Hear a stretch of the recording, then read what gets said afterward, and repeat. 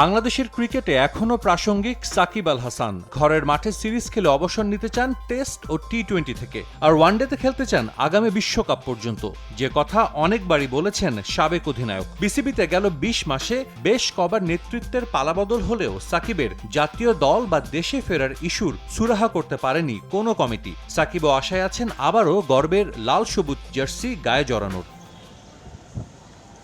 সম্প্রতি ওয়ানডে র্যাঙ্কিংয়ে বেশ অবনতি হয় বাংলাদেশের। সে সময় সাকিবকে দলে ফেরানোর দাবিটাও জোরালো হয়। তবে একটা প্রশ্ন বারবার সামনে এসেছে, বয়স ৩৯, আবারও আন্তর্জাতিক ক্রিকেট খেলার জন্য কতটা ফিট মিস্টার 75? যদিও এসব ধারণা অনেকবারই ভুল প্রমাণ করে রাজস্বিকভাবে মাঠে ফিরেছেন সাকিব আল হাসান। তবে পাকিস্তানের কিংবদন্তি রমিজ রাজার ভিন্ন মত। সম্প্রতি বেশ কবার বাংলাদেশে এসে ধারাভাষ্য দিয়েছেন। শান্ত মিরাজ লিটনের দলকে কাছ থেকে দেখার সুযোগ হয়েছে। বিশ্বকাপ জয়ী সাবেক এই ক্রিকেটারের মতে তরুণদের নিয়েই আগামীর পরিকল্পনা করা উচিত বিসিবির।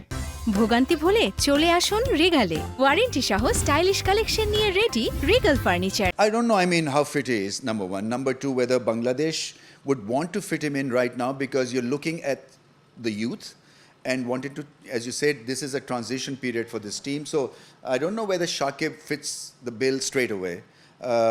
How is he feeling? Obviously, there's his experience and class. He's done it so many times. He's got this international experience of playing the World Cups and being an outstanding player. So he has that.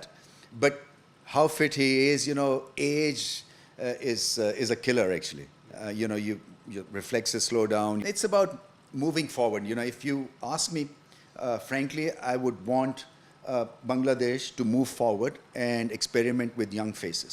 বয়সের বিবেচনায় সাকিবকে বাদ দেওয়ার কথা বললেও ১৯৯২ সালে রমিজ রাজা নিজে বিশ্বকাপ জিতেছিলেন ৪০ বছর বয়সী ইমরান খানের অধীনে। সাকিবের ভাগ্যে কি লেখা আছে তা হয়তো সময় বলে দেবে।